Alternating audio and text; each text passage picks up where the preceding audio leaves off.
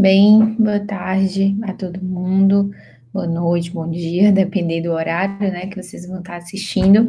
Hoje a gente vai dar continuidade, galera, à aula que a gente iniciou naquele dia, né, a respeito da introdução da prótese fixa dentro da disciplina de pré-3 aqui da Unicristos, tá certo?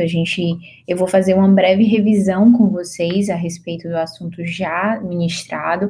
Eu sempre gosto de fazer isso nas aulas, até para poder ficar com base de estudo, saber qual é o preparo de vocês, como é que estão em relação ao grau de dificuldade da matéria e tudo mais. O ideal é sempre vocês irem, a gente reforça muito isso com vocês, irem estudando ao longo das semanas, não deixar só para a última hora, porque acaba que as dúvidas só vão surgir realmente quando vocês estudarem. Então, agora a gente inicia com uma revisão um pouquinho rápida a respeito do que a gente já comentou e continua com a aula introdutória de prótese fixa acerca do preparo em prótese, né, que é o preparo dental com a técnica da silhueta, que aí eu vou expor tanto em dentes anteriores quanto em dentes posteriores.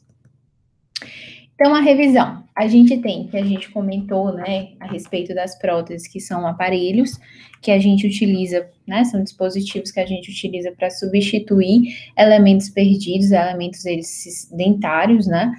No caso da prótese fixa, que vocês vão trabalhar dentro da faculdade, que é a prótese fixa unitária, é restabelecer as funções mecânicas, as funções biológicas, as funções estéticas, né, para esse paciente, com a substituição de um elemento dentário através de uma coroa fixa, né, que pode ser tanto de metalocerâmica quanto metal free, ou até mesmo total metálica, como a gente também vai revisar um pouquinho nessa aula.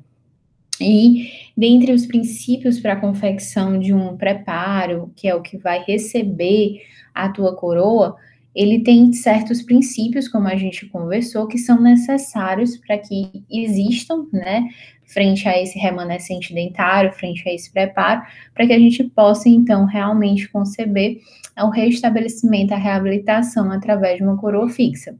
Que seriam eles, os requisitos, né? Os princípios mecânicos, os biológicos e os estéticos.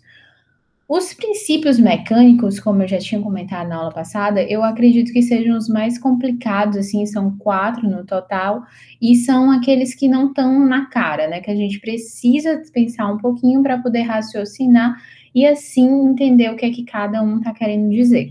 Então, a gente tem os princípios mecânicos, são os físicos associados ao preparo, ao remanescente da estrutura dentária que tu vai ter, que será necessário para caber, né, para comportar aquele dente que vai vir diretamente feito pelo laboratório.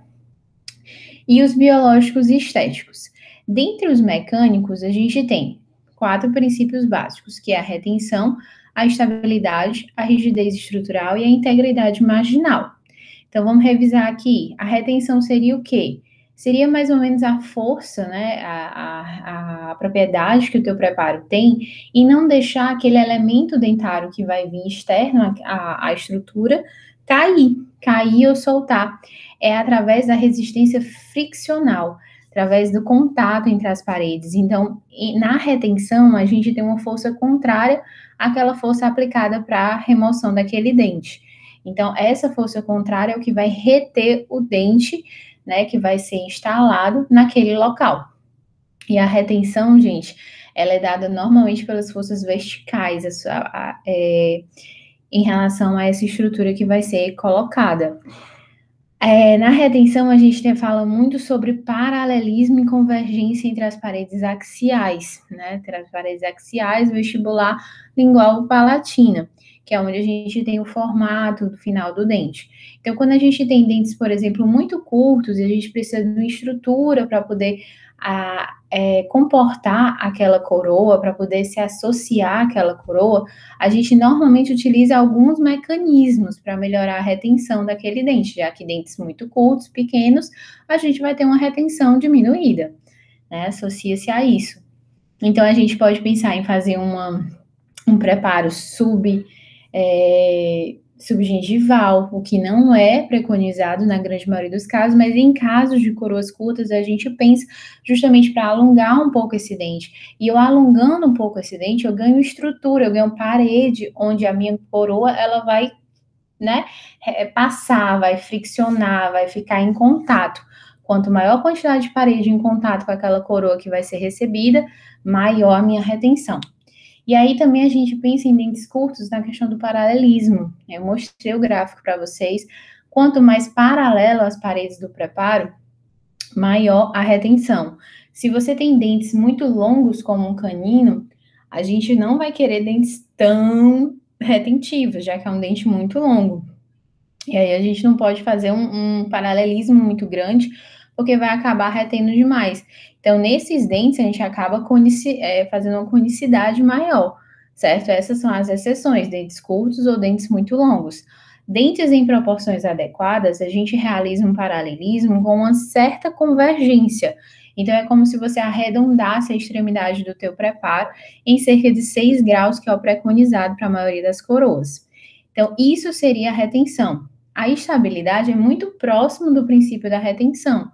É você evitar que aquela coroa ela saia daquela posição em que você instalou devido às forças axiais submetidas a elas. Que são essas forças axiais? São aquelas forças oblíquas que se dá através da mastigação, da fala, né, que é a musculatura, a língua, que vão exercer forças oblíquas àquele dente.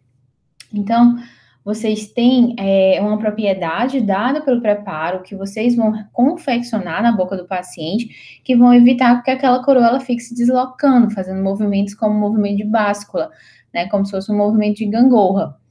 E para isso, a gente normalmente tem uma relação entre a largura e a altura. E aí, quanto mais altos, maior a estabilidade, quanto mais largo, também maior a estabilidade daquele dente. Outra coisa que a gente comentou foi a instalação ou a confecção de canaletas ou sucos para aumentar essa estabilidade em algumas estruturas dentárias, que vão ter uma falta ou uma perda dessa estabilidade devido a não serem tão longos ou não serem tão largos. Aí a gente pode utilizar desse tipo de encaixe, né, que é a formação de uma canaleta no preparo, para poder a prótese ela não se deslocar, ela não rotacionar, tá bom? E aí a rigidez estrutural. A rigidez estrutural nada mais é, gente, do que a espessura. Isso é a quantidade de desgaste que você confecciona, e vocês vão entender mais agora, quando vocês forem ver a técnica da silhueta, como é que a gente compõe, como é que a gente prepara esse remanescente dentário para receber essa coroa. E aí é a quantidade de espaço que você vai deixar para aquela coroa ela ser instalada. Eu preciso de uma quantidade mínima. Por exemplo, é preconizado que eu preciso de um mínimo de 0,5 milímetros de metal em boca, porque senão ele não vai ter a resistência adequada, ele vai furar, ele vai quebrar, ou ele vai ficar muito grosso, vai ficar inviável para a estrutura dentária. Então, eu preciso daquela quantidade. Assim como na cerâmica, eu preciso de no mínimo 0,7. Então, isso falando em coroas, tá, gente? Quando a gente fala em facetas e outras estruturas à base de cerâmica, a gente fala de outros princípios. Mas nesse caso de coroas totais, a gente realmente utiliza da integridade, da rigidez estrutural, que é o mínimo de espessura necessária. E essa espessura necessária, ela se dá pelo espaço que tu cria com a broca. Se, por exemplo, é uma coisa muito marcante, todo o preparo que a gente realiza, a gente pede para o paciente fechar a boca. Fechar a boca no sentido de a gente ver, visualizar a quantidade de desgaste que a gente está realizando. Por exemplo, na oclusal dos elementos dentários posteriores, a gente precisa ter um espaço interoclusal que seja no mínimo de 1,5 a 2 milímetros, que é o que eu preciso ter de material. Às vezes vocês realizam um preparo lindo, mas o preparo ele está batendo no dente antagonista. Eu não posso ter isso. Isso não condiz com a realidade, porque na hora que eu colocar uma coroa, aquilo ali vai ficar alto e aí vai ser desgastado e vai acabar furando, certo? Então, a rigidez estrutural, ela vai ser dita pela quantidade da broca. Então, entendam que quando a gente for fazer o desgaste, a gente vai se basear na espessura que é dada pela broca. E aí vocês vão entender um pouquinho durante o vídeo, durante as fotos de preparo, mais tarde. E por último, a integridade marginal, que a gente falou muito, que seria aquela dada pelo término do preparo. Eu até comentei com vocês que alguns alunos disseram que saíram meio traumatizados da disciplina, porque nunca ouviram tanto a palavra término. E realmente a gente bate muito nessa tecla durante a confecção dos preparos de vocês, durante os preparos laboratoriais, porque vocês têm que enxergar o término como uma coisa importantíssima. É através dele que a gente vai instalar a coroa, e é lá onde a coroa ela vai terminar e começar o restante do elemento dentário, ou remanescente radicular, ou remanescente coronário ainda. Então, eu tenho que ter uma integridade, eu tenho que ter uma solução de continuidade. Eu não posso ter um buraco entre a coroa e o remanescente dentário. Eu não posso ter uma sobreposição da coroa sobre o elemento dentário.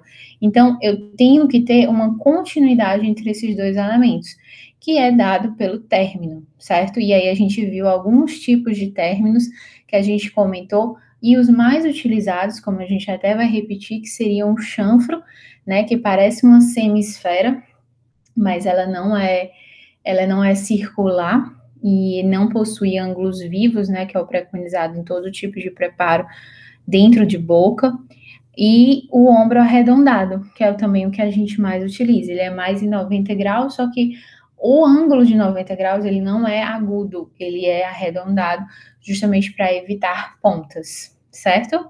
Então seria isso, a questão dos princípios mecânicos, que é o que eu considero que tem mais detalhes para vocês entenderem. Espero que vocês tenham entendido direitinho.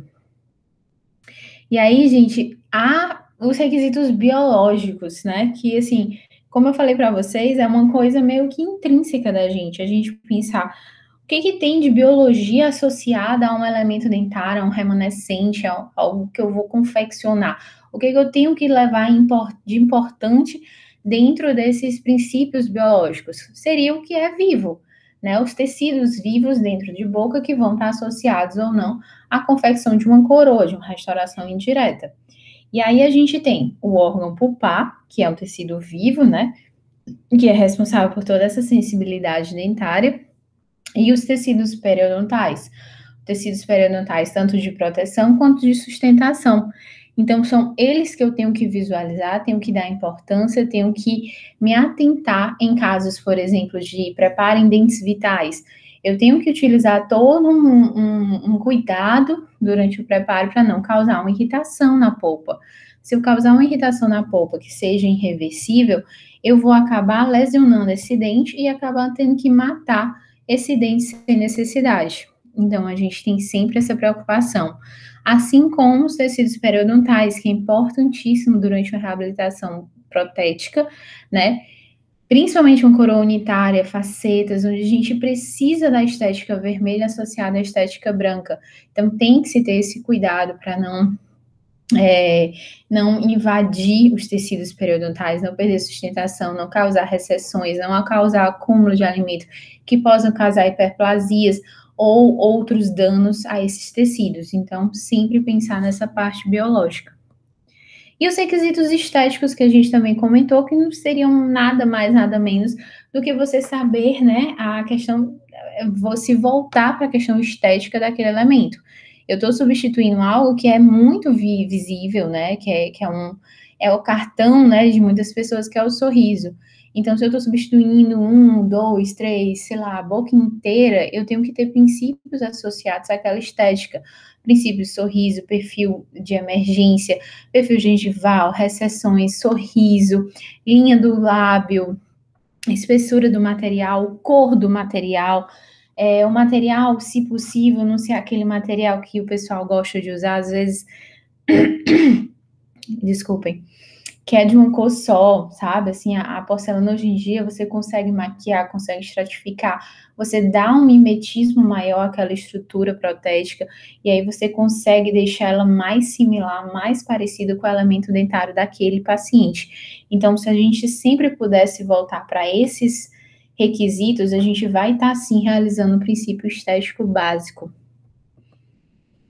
E é o que conta, né? É a satisfação do paciente, depois de todo o trabalho, seguindo todos os princípios necessários para essa primeira fase de confecção das coroas, que é um tratamento que teoricamente é para durar mais de 20 anos aí, 30 anos, ou até mesmo o resto da vida do paciente, a depender dos cuidados do paciente, é garantir a satisfação deste enquanto ao tratamento.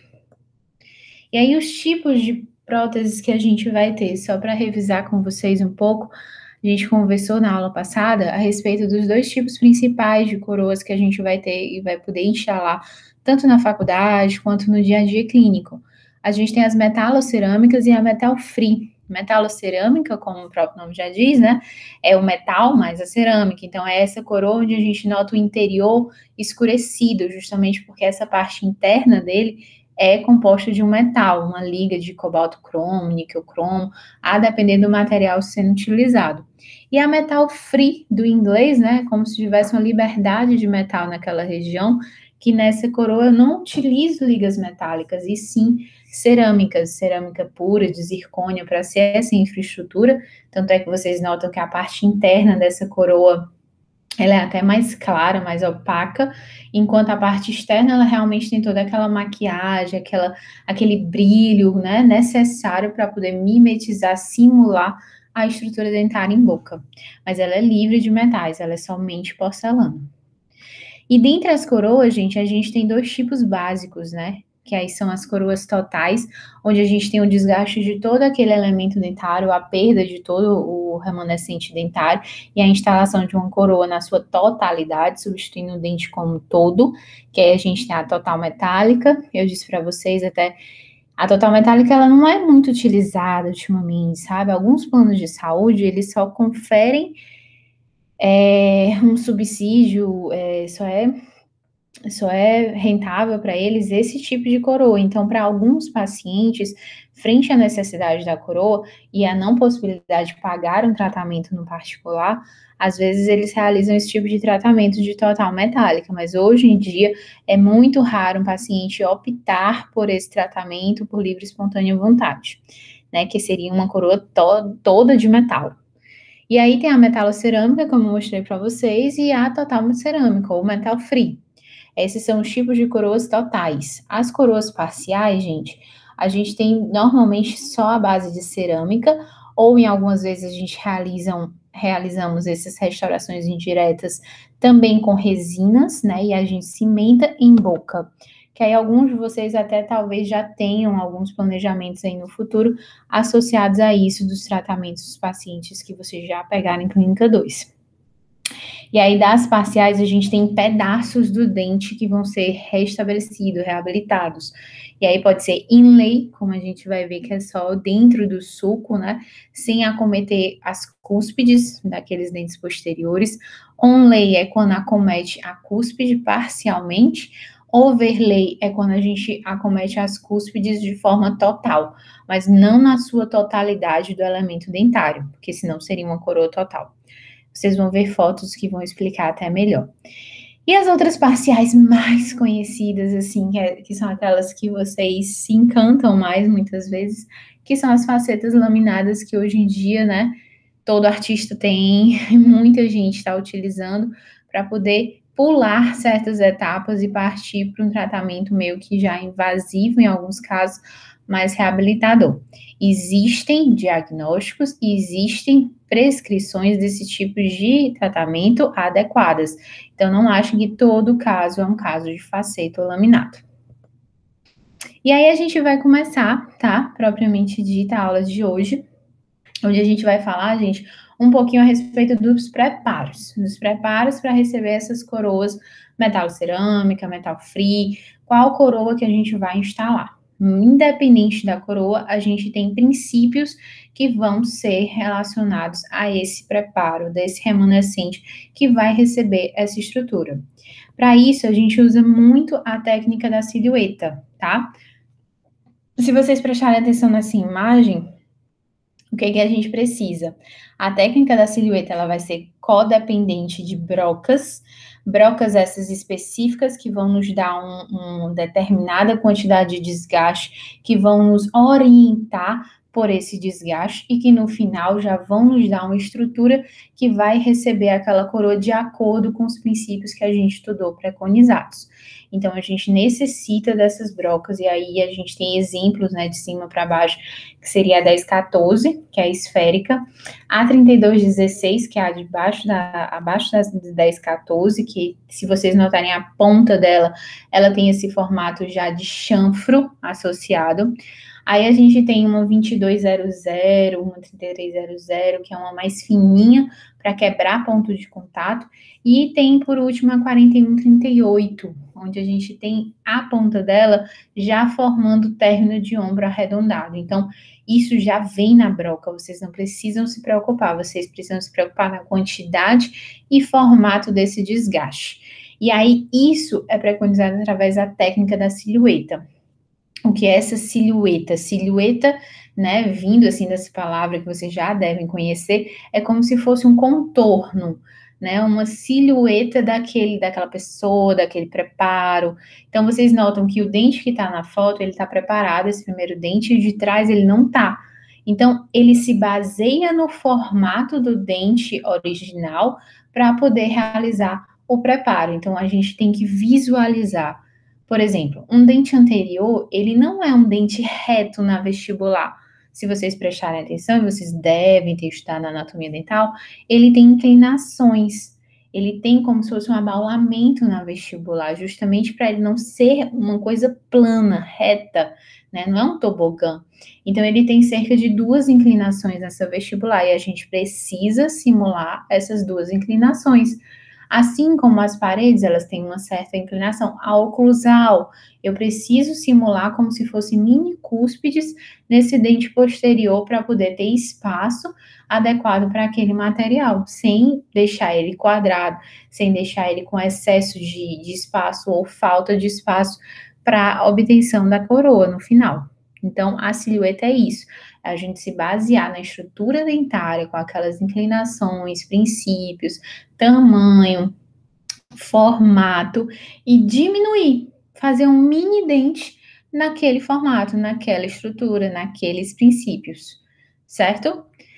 E aí a gente começa com o preparo anterior, que seria um preparo, né, em dentes de canino a canino, superior ou inferior.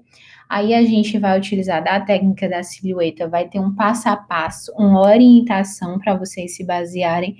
E além da aula, eu também estou disponibilizando na plataforma 2 vídeos, né, que aí vocês deixam gravados e tudo, para poder, sempre quando estiver fazendo preparo alguma coisa, dar uma estudada ou relembrar, ou até mesmo colocar na frente de vocês durante a prática laboratorial e ir copiando e ir simulando aquele mesmo preparo. Isso serve muito de base para vocês, tá certo? Então, também vai estar disponível os vídeos confeccionados aqui na faculdade. E aí, de preparo anterior, gente, ó, a gente vai começar em manequim. Então, entendam uma coisa, que eu sempre gosto de falar, vocês só acreditam quando vocês começam. O dente de manequim, vocês já trabalharam com eles, né? Eu não sei se vocês já trabalharam em alta rotação com eles, mas quem já tiver trabalhado, você sabe que chegou perto, suspirou com a broca, ele desgasta. Então, qual é a intenção de um preparo laboratorial? Vocês vão realizar em dentes de manequim, que é dente resinoso. Vocês vão trabalhar em cima de uma estrutura que facilmente vai ser desgastada. Então, vocês vão ter que ter uma precisão maior, um controle maior da broca com o passar do tempo. Não é no primeiro preparo que vai ficar a coisa mais linda do mundo, não é no segundo, pode ser não ser no terceiro. Então, não se cobre nesse sentido. Eu acho que eu falo muito isso para vocês. A prática é quem leva um dentista à perfeição. Ninguém nasce sabendo de nada, a gente é a gente é uma tábua rasa, a gente vai adquirindo conhecimento. Um ou outro vai ter um dote maior em relação a esse tipo de atividade, mas a grande maioria tem que praticar muito, muito e muitas vezes, tá certo? Então, a gente gosta de trabalhar no que é mais difícil, para quando chegar na boca, vocês sentirem, ele tem uma resistência muito maior, a broca não desgasta tão facilmente quanto no manequim, então você já tem uma precisão, um controle, já começam a visualizar o preparo no laboratório, para quando chegar em boca, isso ser mais fácil de ser reproduzido, tá bom? Então, entendam que vocês vão fazer o difícil agora para quando chegar em boca realizar um pouquinho mais fácil. A gente tem o dente, né? Aqui é um caso que vocês vão praticar no laboratório, mas sendo bem sincera, gente, é um caso que vocês quase não pegam. Acho que 1% dos casos hoje em dia em consultório, em clínica, são dentes vitais para coroas totais, porque como eu conversei com vocês, a gente só utiliza de desgastar um dente rígido, lindo desse, né? para fazer uma coroa quando é uma ponte e o paciente não tem outro jeito de reabilitar, porque o ideal quando a gente tem um espaço vazio, imagine aí se eu tivesse perdido o elemento 11. Para substituir esse elemento 11, hoje em dia o padrão ouro é fazer o quê? Um implante e uma coroa. Para que eu vou mexer no 21 e no 12 sem necessidade, dentes rígidos, naturais, bonitos, não tem patologia, não há. Assim, eu me encosto toda, dói muito pensar fazer isso. Então, hoje em dia, a gente fala muito com o paciente, a não ser que ele seja paciente radiado, paciente que não tenha condições, e sistemicamente não dá para fazer cirurgia. Então, a gente pensa realmente na questão da ponte, ela não deixou de existir. Ela só não é mais o primeiro tratamento de escolha nesse caso, tá certo? Mas aí vocês vão aprender o que vai chegar, né? Vocês vão aprender a fazer a silhueta. A maioria dos dentes que vai receber em clínica, tanto aqui na faculdade quanto no consultório de vocês, vão ser dentes totalmente desgastados, dentes perdidos, às vezes só raiz, para poder reabilitar com coroas fixas. E aí, para vocês entenderem a técnica da silhueta, né, a gente vai começar com orientações. Então, a gente começa com sulcos que vão orientar vocês. São sulcos de orientação nesse desgaste. Então, vocês vão realizar um sulco pela cervical do elemento, tanto na vestibular quanto na lingual, mas lembrando que a lingual ou palatina, vocês só vão realizar esse desgaste em dentes como caninos, tá? Em incisivos, não realizem desgaste pela palatina nem lingual, porque acaba que vai ficar mais difícil de vocês confeccionarem um símbolo, um pequeno símbolo, né? Como a gente gosta de dizer. Então, com a broquinha 10, 14, que é a esférica, vocês vão fazer esse sucozinho pela vestibular. Professora, quanto é que eu entro, né? Quanto é que eu desgasto? Metade da broca. Metade do diâmetro da broca, a gente vai, é só para orientar o teu desgaste final, onde é que ele tem que ficar, tá certo? Então, a gente marca normalmente 1 a 2 milímetros supragengival, que é justamente a nossa coroa. A nossa coroa a gente quer que seja supragengival, 1 milímetro acima da gengiva, né? Não no nível nem abaixo, só em casos específicos. Então, a gente determina aquela altura e já início de profundidade com a 10, 14. Lembrando, só metade do diâmetro.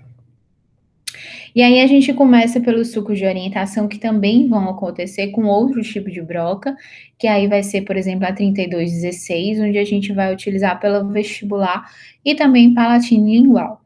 A gente vai utilizar das duas inclinações do dente, onde na primeira inclinação vocês vão notar a broca mais reta, justamente para delimitar esses sucos pela vestibular. Professora, quanto é que a gente entra da broca?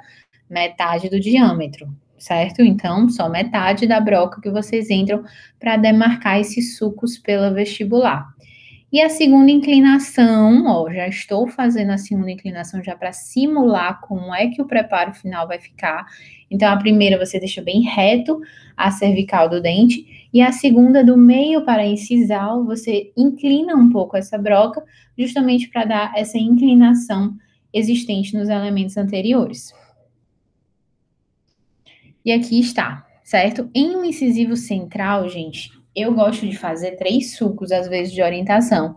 Um mais para mesial, um do meio do dente e um mais para distal. Aqui, notem que no vídeo, nas fotos, a gente faz só metade do dente, para vocês verem o que é a silhueta do elemento dentário, que é o que a gente está tentando preconizar.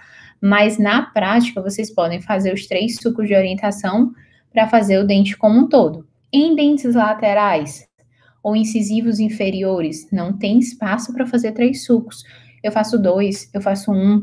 Isso é para me orientar no meu desgaste, na minha quantidade de desgaste, no meu formato de desgaste.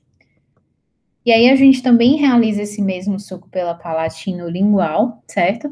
Sendo um suco que já vai cortar também a incisal desses elementos dentários, já vai demarcar. A incisal eu entro o diâmetro todo da broca, né, que é cerca de 1,2 milímetros, eu já entro como um todo, e aí faço essa pequena inclinação pela palatina.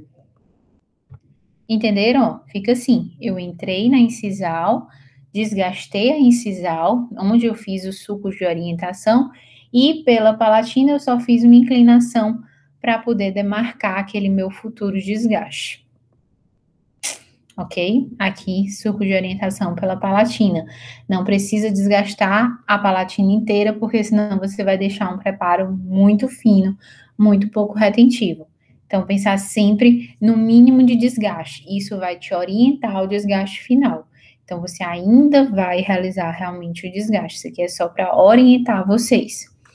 E aí, depois de ter delimitado esses sucos de orientação, gente, a gente tem que quebrar com ponto de contato, para poder a broca entrar nas paredes axiais, né, nas paredes paralelas, na mesial e na distal.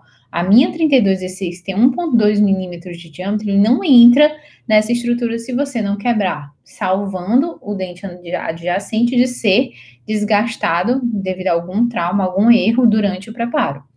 Então, a gente coloca uma fita matriz no dente adjacente e com uma 2200, que é uma broca bem fininha em ponta de lápis, a gente quebra aquela parede do ponto de contato, criando um espaço para poder, então, trabalhar com a broca e determinar no final o término, né, a ser exposto por toda a estrutura dentária do remanescente.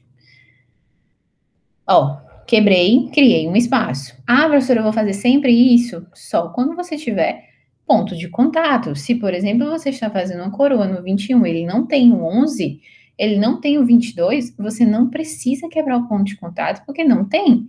Então, você só realiza o suco de orientação e aí a gente começa, depois de quebrar o ponto de contato ou não, a unir esses sucos e a iniciar o desgaste propriamente dito. E aí a gente tem o preparo palatino, né, que é pela região de cíngulo. A gente gosta muito de utilizar em dentes anteriores essa broca 3118, porque se vocês notarem o formato dela, já é um formato como se fosse da parede palatina. Ela possui esse formato aí de essa concavidade que já nos dá durante o preparo esse mesmo formato côncavo das paredes palatinas e linguais dos dentes anteriores. Então, a gente pode realizar a união dos sulcos, o desgaste dessa estrutura através dessa broca, que já vai dar esse formato. Olha, tá vendo? Já desgastei em espessura aquela estrutura, e aí deixei delimitado já o formatinho igual ao formatinho que eu tinha no dente anterior, dente rígido. E aqui, gente, é quando a gente faz a união dos sulcos. Lembre-se, ele era assim, tá vendo essas paredes em alto relevo? A gente tem os sulcos que vocês desenharam através da broca 3216, e agora a gente vai quebrar esses sulcos. Então, a gente vai pegar a broca e vai unir aqueles dois sulcos. Opa, vou quebrar as paredes. Vocês vão unir aqueles dois sulcos que vocês delimitaram, ou 3 sulcos que vocês desenharam nas paredes dos dentes, dos elementos. Ó, mesma coisa é atrás. Notem que na porção mesial, a gente já tá meio que confeccionando, ó, como se fosse o términozinho. Eu já tô desgastando para criar espaço para o teu término ficar visível.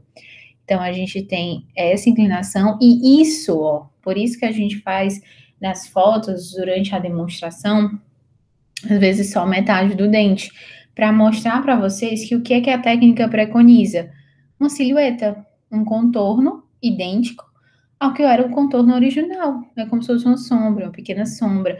É uma miniatura daquele dente, sendo bem, né, bem pontual, é uma miniatura daquele dente. Então, você vê as mesmas inclinações, a necessidade da parede cisal ser, né, um pouquinho inclinada, a gente tem a concavidade pela palatina, um pequeno símbolo formado antes do término. Então, isso é o que a gente preconiza através da técnica da silhueta. E as brocas, elas nos dão orientação, quanto de que a gente entra com a broca, a posição em que a broca ela vai estar inserida, ela justamente vai nos dar essa orientação para no final a gente não pensar muito, mas a gente ter esse tipo de preparo sendo realizado. E aí a gente, né, no caso agora, já que a gente já demonstrou essa silhueta, a gente só fez unir o restante do desgaste, né, unir todos. Se vocês tivessem feitos, como é o que vocês vão fazer, vocês não precisam fazer metade do dente para ver essa silhueta, vocês vão fazer 3 sulcos na vestibular. Então, quando vocês unirem esses 3 sulcos, quebrando aquelas paredes que ficam protuberantes, ele já vai ficar desse formato. Então, ele já vai começar a ficar um dente em miniatura. E aí, vocês vão começar a delimitar o término. O que é esse término? É esse finzinho do preparo.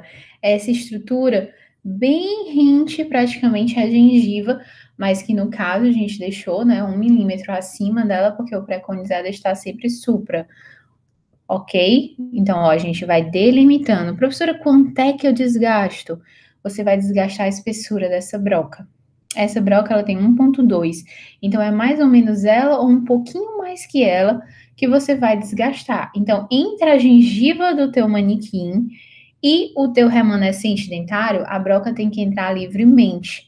Então, se ela entra nesse espaço, ela vai ter de desgaste daquele término 1,2 a 1,5 milímetros de desgaste, né, de espessura, o que vai conferir a quantidade mínima de material para aquela coroa poder substituir esse elemento, esse remanescente. E aí a gente vai demarcando o término, sempre lembrando o que, gente? A broca na cervical, ela tem sempre que ter uma posição mais reta. Notem que a broca tá reta. Se você inclinar a broca no sentido do dente, ele vai começar a comer a parede do dente. E aí o que que vai acontecer? Aquele dente que é para ficar um pouquinho paralelo, lembram da retenção? Eu vou ter um pouco de paralelismo entre as paredes com uma pequena conicidade na porção incisal, como vocês já estão vendo que já está sendo criada. Se você coloca a broca inclinada na parede, ela vai consumir aquela parede toda, e o que que acaba acontecendo? Fica um preparo cônico, um preparo triangular, que a gente não quer, porque isso vai diminuir e muito a nossa retenção daquela coroa. E aí a gente verifica como é que tá as inclinações, certo? Ó, aqui ainda tem como desgastar um pouco mais a parede vestibular, mas já tá com uma espessura adequada, né? Praticamente entre a gengiva e o preparo já dá para entrar a broca. E aí a gente nota que na cervical ela é mais reta e depois no meio para incisal a gente tem aquela segunda inclinação. Então vocês vão ver que às vezes vocês vão entregar o preparo para mim, para a professora Fernanda, o professor George, e a gente vai olhar o manequim como um todo. A gente vai virar ele de cabeça para baixo, vai ver pelo lado, vai ver por cima, vai ver por baixo, pela frente.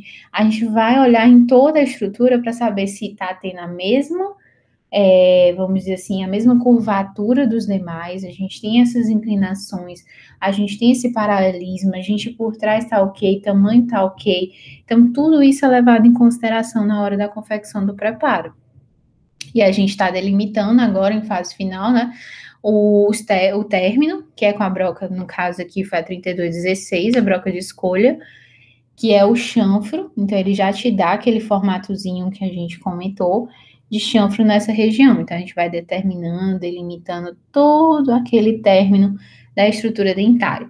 E aqui a gente faz um acabamento, né, em baixa rotação, e aí a gente passa para baixa rotação, onde vocês vão ver que o desgaste é bem menor da estrutura, então é só para dar um refinamento, porque às vezes ficam pontas soltas ou arestas, fica sulcos assim entre o preparo, e a gente preconiza que seja reto, seja liso, né, sem nenhuma estrutura pontiaguda ou sulcos e canaletas inexistentes, né, que não são necessárias durante a confecção desse preparo. E aí pode ser com a broca 3216 ou a 4138, como mostra a figura, que a gente faz esse acabamento final em baixa rotação.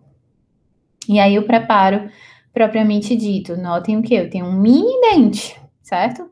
Eu tenho um mini dente com espessura, com espaço, tanto na incisal, quanto nas axiais, quanto na vestibular e palatina, para poder chegar a uma coroa, que é uma estrutura que vai ter na vestibular, na axial, na palatina e na incisal, metal e porcelana, ou só porcelana, que vai substituir esse espaço. É ele que vai ocupar esse espaço.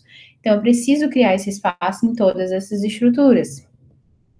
Aqui é uma visão, ó, a gente olha por frente, a gente olha por cima para saber se eu preparo. Tá vendo o término, essa linha demarcante? Só um instante. Eu gosto de fazer assim. É isso daqui, ó. Isso aqui, esse términozinho, olha como ele é uma solução de continuidade. Eu não vejo degrau, não vejo batente, eu vejo uma solução de continuidade entre esse término. É como se eu estivesse fazendo uma circunferência, né? Estivesse arredondado nessa estrutura.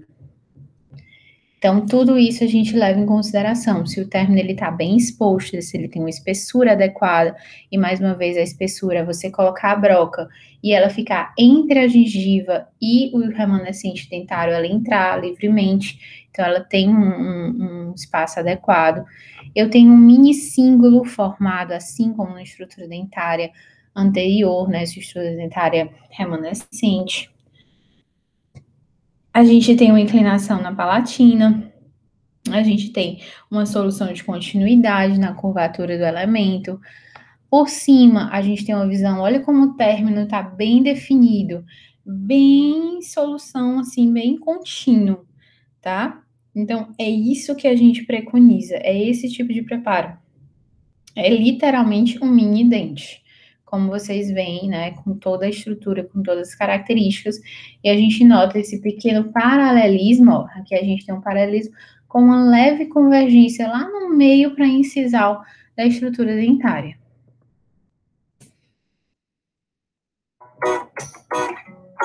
Aqui é rapidamente o vídeo, que na verdade eu vou deixar ele à disposição de vocês para aí não alongar a aula, mas vocês vão ter eles separados para vocês visualizarem, repetirem, pausarem, voltarem e aí poderem utilizar como método de estudo, tá certo? Os preparos posteriores, gente, é basicamente a mesma coisa, são os mesmos sucos de orientação que a gente realiza tirando a porção oclusal, que é diferente de uma porção incisal, certo? Então, a gente tem duas porções oclusais, né, que seriam pela palatina ou pela lingual e pela vestibular, onde tem a existência dessas cúspides, dessas protuberâncias, e aí a gente tem que simular essas mesmas protuberâncias, mesmas cúspides, essa mesma inclinação na estrutura do teu preparo, do teu remanescente, tá bom? Então, a gente começa pela mesma broca, pelo mesmo suco, que seria esse suco dado pela broca esférica, né, 10-14, pela cervical do preparo, tanto na porção, e agora sim, tanto na porção vestibular quanto na porção palatino-lingual, tá certo? Então, dos dois lados a gente vai conferir esse suco de orientação, ó, pela lingual, do elemento, certo? Sempre deixando ele supra.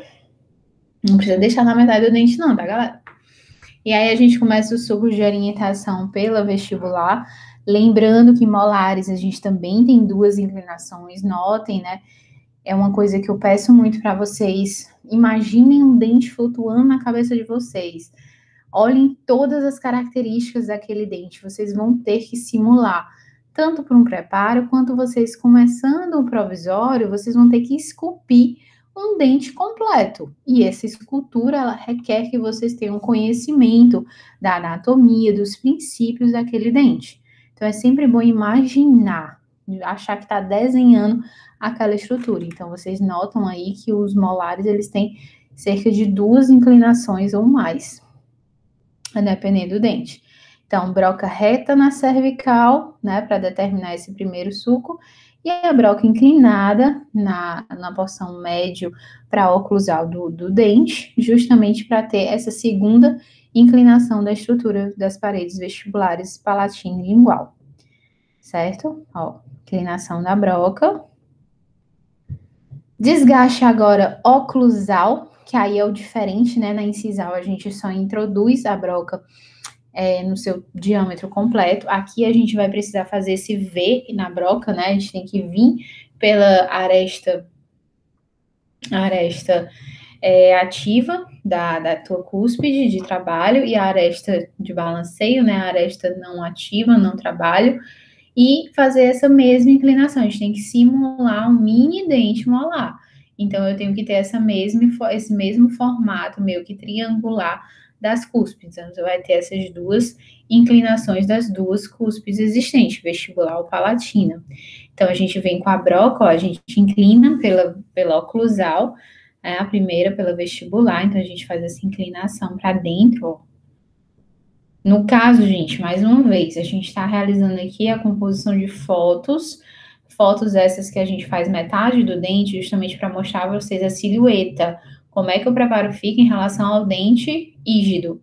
mas vocês já podem fazer 3 sulcos, já podem realizar o desgaste em toda a oclusal, que são os 3 sulcos, certo? Não precisa delimitar a metade do dente. Mesma coisa a gente faz com a mesma inclinação, né, existente das cúspides pela lingual palatina, né, a porção interna, e aí a visão pela palatina, já do sulco de orientação na palatina e lingual, e da inclinação das cúspides. Tá certo?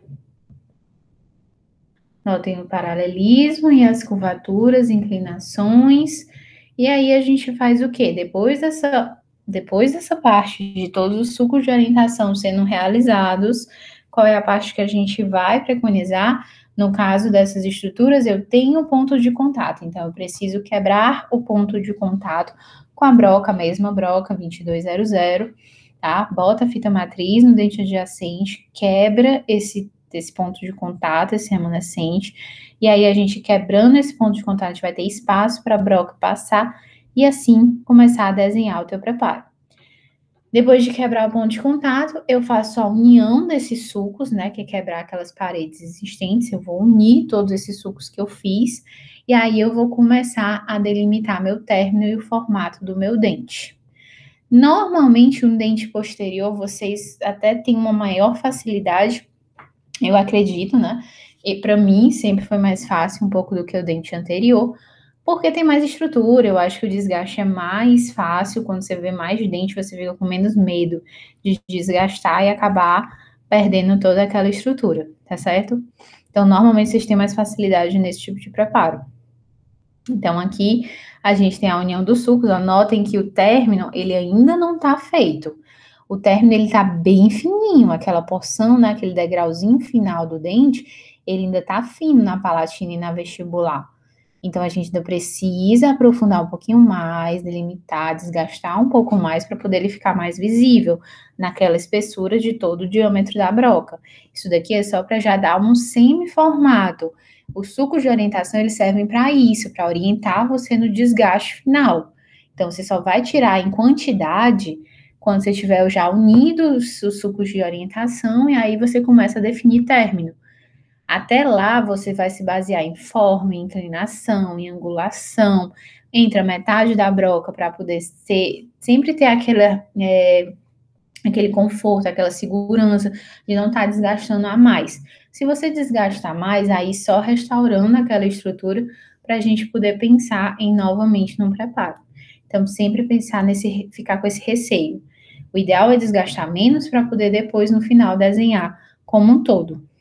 Então, aqui, ó, a gente tirou do manequim, né, para vocês visualizarem. É um mini dente, gente, é um mini molar, tá bom? Então, vocês notam, ó, que a cúspide, ela tem as mesmas inclinações, então eu preciso ter um sulco central que é menor do que o sulco original, né? Então, não deixem aquele sulco original já formado, você vai ser um pouquinho menor. Nesse caso do sulco, a gente não tem uma espessura muito grande de desgaste, normalmente 1 milímetro. Já nas arestas, nas cúspides, a gente tem até cerca de 2 milímetros de desgaste, como vocês notam.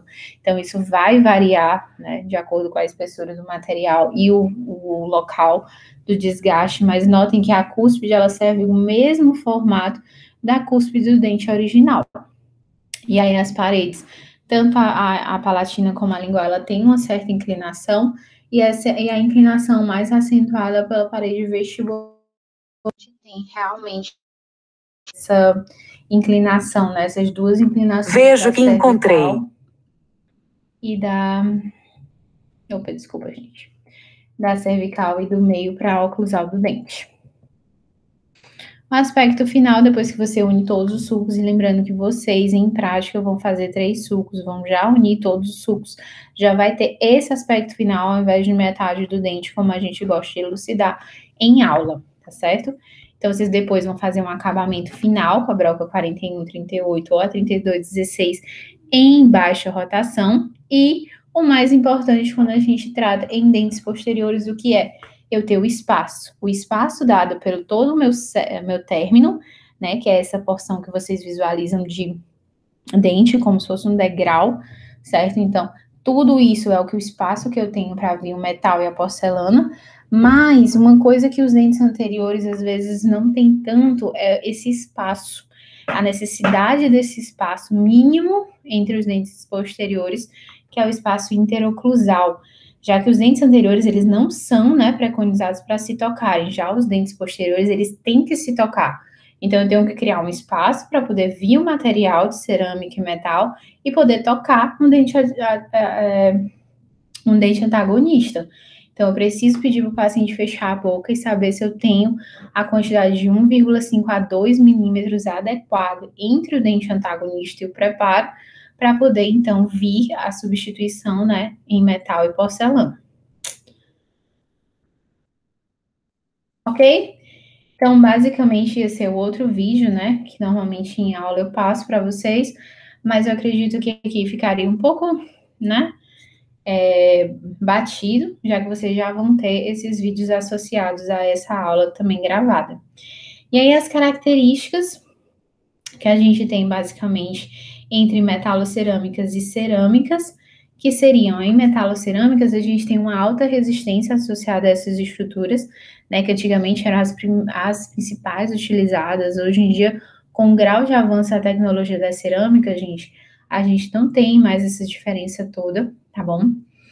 E aí a gente tem uma necessidade de uma espessura uniforme devido à existência do metal e normalmente ou termina em chanfro, como eu falei para vocês, ou em ombro arredondado.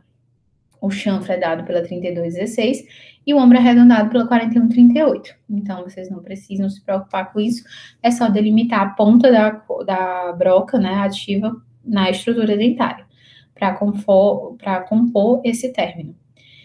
E as cerâmicas, a gente tem, em alguns casos, né, de alguns tipos de cerâmica com baixa resistência flexural, a necessidade também de uma espessura uniforme, extrema lisura é necessária, porque realmente cerâmica, ela não se dá com pontas, ela não pode ter nada pontudo, tem que ser tudo arredondado, e normalmente a gente utiliza o ombro arredondado. E a coroa total, né, total metálica, e aí tem uma menor redução axial, a gente tem um menor desgaste, a gente chega a ter 0,5 de desgaste, por exemplo, na porção cervical da palatina ou da vestibular, que aí a gente é o que é chamado chanferete, não sei se vocês estão lembrados daqueles términos que eu falei para vocês, mas um deles era o chanferete, que ele é bem fininho, ele parece um chanfro, mas é numa espessura bem menor, justamente porque o metal ele não precisa ter 1,5, 2 milímetros de espessura, ele pode ter até 0,5, ele está ok com suas funções, né, de reabilitar aquela estrutura, não vai quebrar, não vai furar, não vai incomodar, então tem isso, então ele tem realmente uma redução menor da estrutura dentária, mas esteticamente ele perde muito para as demais coroas, mas ainda existem casos de coroa total metálica, então vocês têm que entender. Ah, professora, mas como é que eu faço para fazer o preparo desse tipo? Vocês vão usar o mesmo princípio, a mesma técnica da silhueta, o mesmo suco de orientação, só que ao invés de entrar a broca toda, ter todo o diâmetro de desgaste, vocês vão entrar metade e vai ficar só na metade. Não vão entrar mais, não vão desgastar mais, não há necessidade de desgastar mais aquela estrutura. E aí, gente, eu vou falar com vocês rapidinho um pouquinho das coroas faciais. As coroas faciais, né, assim, vocês visualizam na próxima clínica de vocês, vão começar a realizar esses tipos de estruturas. Então, a gente vai trabalhar com inlay, onlay, overlay, certo? Em sua grande totalidade. Quem sabe, quem for fazer rehab, ou mais à frente na integrada, vai pegar algum casinho de faceta para também confeccionar esse tipo de coroa parcial. Então, relembrando com vocês o que a gente comentou um pouquinho antes, né, para agora vocês elucidarem, as próteses faciais do tipo inlay são aquelas que compõem somente a cavidade interna oclusal, que é só essa parte de sulco, sem envolver cúspides. Vejam que eles não envolvem a cúspide. Onlay é quando eles envolvem cerca de parte da cúspide, ela não está em seu formato total, em toda a sua totalidade, ela não está sendo substituída. E a overlay é quando você substitui toda a cúspide, mas a gente não está substituindo todo o elemento dentário. Então, em alguns casos, a gente realiza. Muitas vezes, quando a gente está fazendo um aumento de dimensão vertical, a gente realiza a confecção de overlays para aumentar essa oclusal, esse tamanho da boca, para poder aumentar essa medida do terço inferior da face. E assim reabilitar o paciente. Então, quais são as indicações, né? Normalmente são restaurações amplas, principalmente em dentes posteriores, que o paciente quer substituir, mas que a gente tem esse receio, né, de durabilidade, tudo, aí a gente pode realizar a confecção de coroas parciais. O istmo oclusal maior que a metade da distância intercuspídica ou intercuspídia, ou quando o preparo envolver uma ou mais cúspides. Isso é, quando a gente já tem uma restauração que envolva uma ou mais cúspides, mas que eles não tenha perda de 3 paredes dentárias. Se você perdeu 3 paredes dentárias, daquelas 5 que o dente possui, aí a indicação é uma coroa, e não mais uma coroa parcial. Quando a restauração estética seja necessária, uma coroa total não pode ser realizada. Aí a gente consegue criar uma coroa parcial naquela estrutura, mas isso daí realmente eles têm a sua indicação bem limitada, em alguns casos se faz bem necessárias, por incrível que pareça. Então, tem restaurações que são muito grandes, que já quebraram algumas vezes, aí a gente pode pensar em fazer nessas indiretas, porque além de ser uma estrutura externa, ele vem associado a um preparo, eles são cimentados em boca, o que confere maior resistência e durabilidade a essas restaurações. E aí, para o preparo delas, a gente tem uma certa, vamos dizer assim, a gente preconiza algumas regras. Tem a caixa proximal, quando envolvem as paredes proximais, né, no caso de um onlay ou um overlay, onde a parede vestibular e lingual são expulsivas, então, somente no amálgama estão lembrados, né, a gente tem paredes que são convergentes entre si justamente para não expulsar o material e assim prender o material ali dentro, já que não é um material adesivo. Já no nosso caso, não, ele tem que entrar e sair livremente, ele não vai ser inserido ativamente lá, e ele precisa dessa expulsividade para entrar e sair, a gente poder fazer ajuste e depois ser cimentado, né, quimicamente ligado à estrutura dentária. As paredes axiais, elas têm que ser plana e levemente expulsiva, então tudo a gente tem no preparo expulsivo, com término em chanfro. Então, essa parede axial, essa parede mais próxima da mesial, da distal, ela tem que ser em chanfro. Vocês vão ver que ele precisa ter um términozinho, como se fosse um degrau, e esse degrau no formato de chanfro ou ombro arredondado para suportar aquela estrutura que vai vir diretamente. E todos os ângulos que possuem na cavidade serão arredondados. Até porque quando a gente fala de coroas parciais, a gente fala de estrutura total cerâmica, certo? Então, a caixa oclusal, ela normalmente tem de 1,5 a 2 milímetros de desgaste de espessura, uma profundidade de 2 milímetros. A parede pulpar, que é aquela parede de baixo, aquele chão, certo? A gente tem uma parede plana. Imagine vocês sentados aí, onde vocês estão assistindo a aula. Vocês estão dentro da cavidade. Os pés de vocês tocam a parede pulpar. Então, aquilo ali tem que ser plano, que nem o chão que vocês estão pisando. Ao mesmo tempo, as paredes do quarto, do local, eles têm que ser expulsivos, tem que estar um pouquinho para fora, inclinado para fora. Eles não podem estar convergendo e sendo retentivos, porque aquele material não pode ter essa estrutura retentiva no local, já que a gente vai provar, tirar, ajustar para depois cimentar. Todos os ângulos, eles têm que ser arredondados, eu não posso ter pontas no preparo. E notem que nas paredes axiais, quando a gente olha para a figura, a gente vê como se fosse um degrau, né? Tivesse uma maior profundidade. Eu tivesse feito literalmente um degrau naquela estrutura, que é justamente o término em chanfro, para poder ter essa estrutura associada à continuidade do dente. Então, eu preciso ter todas essas características. E aí eu vou mostrar um caso para vocês que eu acho que fica mais visível e mais fácil de entenderem, tá certo? Aqui isso é mais uma figura, né, que a gente traz que fica às vezes melhor do que o desenho. É um inlay, onde eu tenho somente o envolvimento da porção, né, da caixa oclusal. Um onlay, onde eu já tenho um envolvimento das cúspides, não em sua totalidade. E um overlay, onde eu tenho o envolvimento de todas as cúspides, mas eu não tenho o envolvimento de toda a estrutura. Notem que ele está mais ou menos na metade do dente, ele não chega a estrutura já próxima à cervical, que seria um formato de coroa total. Particularmente, eu só uso a overlay em casos de aumento de dimensão vertical, que aí vocês vão ver, é um caso específico, quando a gente vai reabilitar um paciente, perda de altura, um paciente bruxista que teve colapso oclusal e outras coisas, aí a gente utiliza. A grande maioria das parciais que a gente faz é inlay e onlay e as facetas. E aí essa restauração, ó, notem que o paciente ele tem cerca de 3 paredes, tá? Não chega a ter 3 completas, mas ele possui, né? Ele não tem a perda total de 3 paredes, só parcial.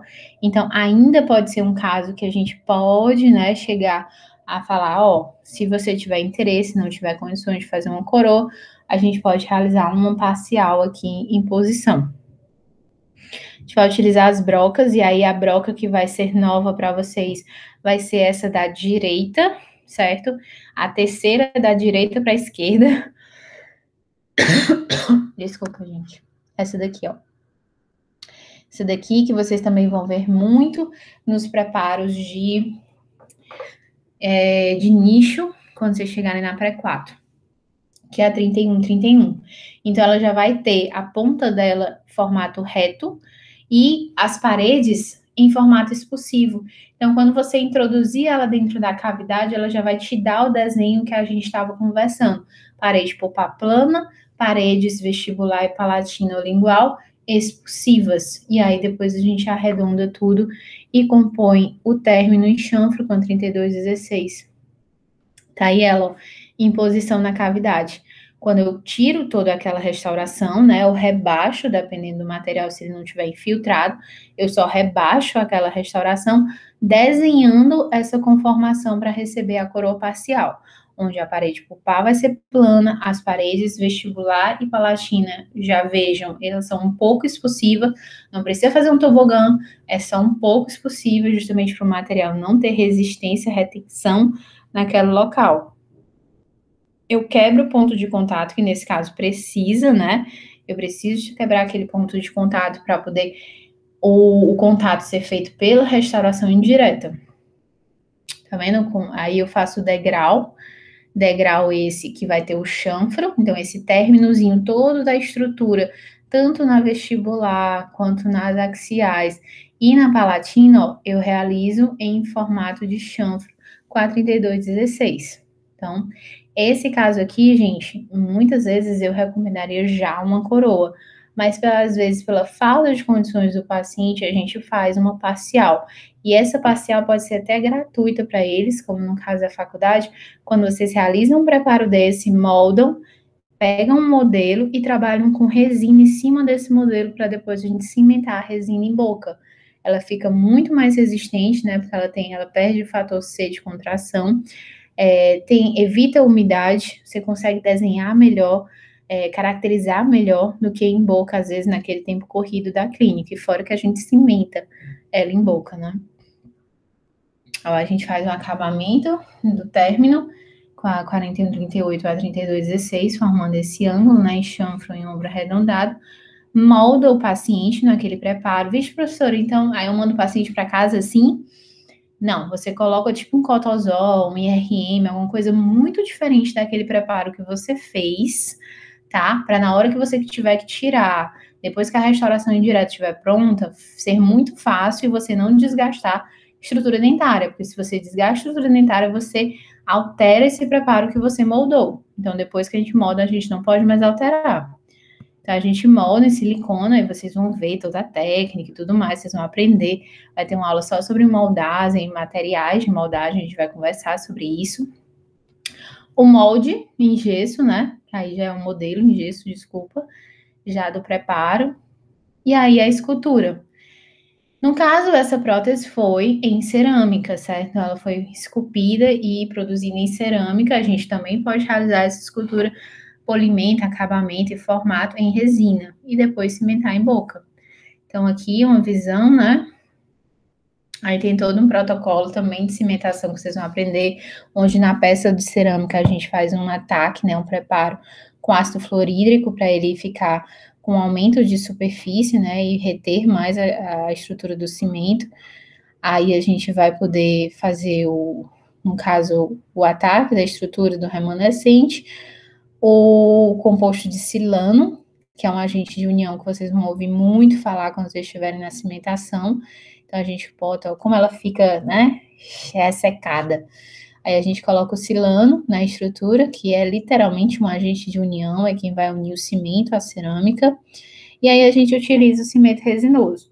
No caso aqui foi o 7PP, ele é um cimento autoadesivo e autocondicionante, então eu não preciso, né, condicionar nem adesivar a estrutura dentária, por exemplo. Eu só emprego ele, só manipulo ele, que nada mais é do que apertar uma bisnaga, colocar em posição na estrutura, né? Ó, coloca dentro da estrutura cerâmica, coloca em boca. Aqui esse fio que tá saindo, gente, é um fio retrator que a gente usa para retrair, para afastar a gengiva, para melhorar, né, a cimentação e a visualização do término.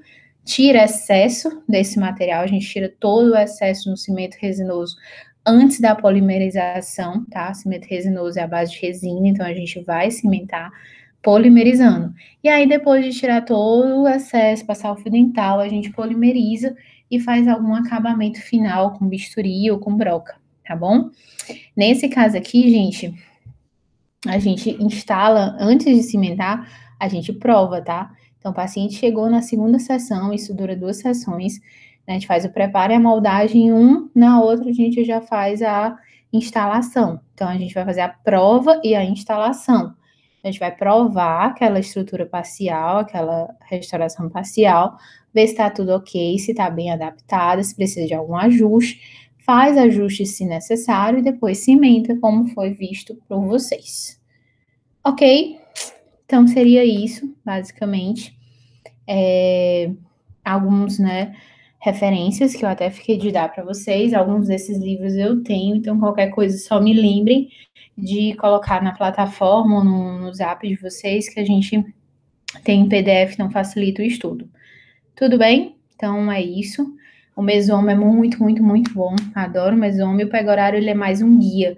Ele é mais didático, assim, para quem já quem tá iniciando o aprendizado a realizar preparo, provisório, essas coisas, é como se fosse um manual. Então fica a dica desses 2 livros para vocês trabalharem em cima. Certo? Então, qualquer dúvida, gente, que vocês tenham, vocês podem entrar em contato e a gente vai se encontrando para poder sanar qualquer eventual dúvida que vocês tenham e aprender as próximas etapas referente a essa confecção dessas coroas. Beijo, fiquem com